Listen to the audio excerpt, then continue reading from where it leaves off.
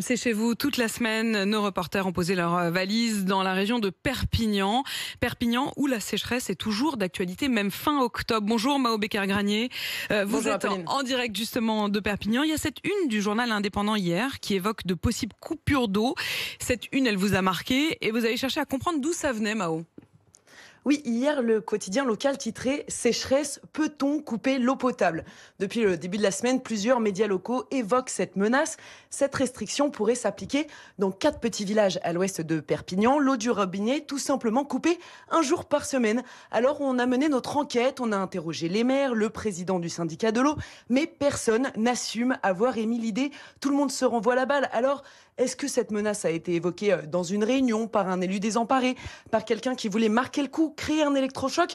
Impossible d'en savoir plus. On vous le dit tout de suite, on n'aura pas le fin mot de l'histoire. Quoi qu'il en soit, c'est une mesure illégale. L'approvisionnement en eau potable est une priorité. Elle ne verra donc pas le jour. Donc, l'eau ne sera pas coupée, Mao, mais le problème de sécheresse est, lui, bien réel. Oui, ici, la sécheresse, c'est leur quotidien, mais cette année, elle est encore plus rude. Les nappes phréatiques sont au plus bas. Il faudrait beaucoup de pluie pour les remplir durablement, d'autant que ces villages ensoleillés attirent en 10 ans, leur population a doublé. Les habitants nous disent être vigilants déjà sur leur consommation.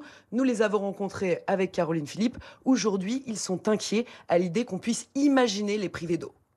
Tracts dans les boîtes aux lettres, appels au mégaphone dans les rues, messages sur les réseaux sociaux. Dans les 4 villages, les habitants sont priés d'économiser l'eau.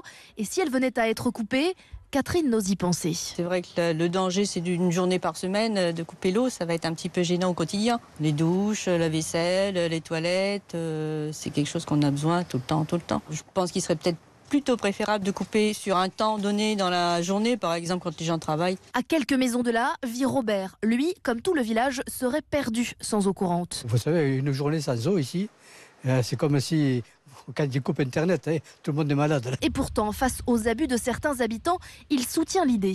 Il parle de nous couper l'eau une fois par semaine. Il a raison. Moi, j'ai une voisine à côté qui n'arrête pas d'arroser des fleurs avec le robinet. Au forage, en contrebas des villages, les niveaux d'eau relevés par Lionel Nadal, technicien du syndicat des eaux, sont bas. Très bas. Il y a 6 mètres 0,4 ou 0,6. L'an dernier, à la même époque, on était à 11 mètres. Et ça devient critique, ouais. Oui, il faut s'affoler un petit peu. Si les réserves finissent par s'assécher, la question de couper l'eau ne se posera même plus, reconnaît Jean-Pierre Saury, président du syndicat des eaux des 4 communes. S'il n'y a plus d'eau au forage, eh bien, on ne boira plus.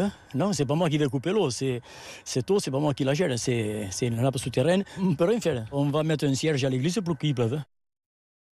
Prier, donc c'est une des solutions, ou agir. Les maires à échelle locale espèrent tout simplement pouvoir développer un deuxième forage, une deuxième source d'eau pour ne plus faire face à une situation si préoccupante. Espérons, on va se tourner vers le ciel que la pluie finira par tomber. Il est 7h09 sur RMC.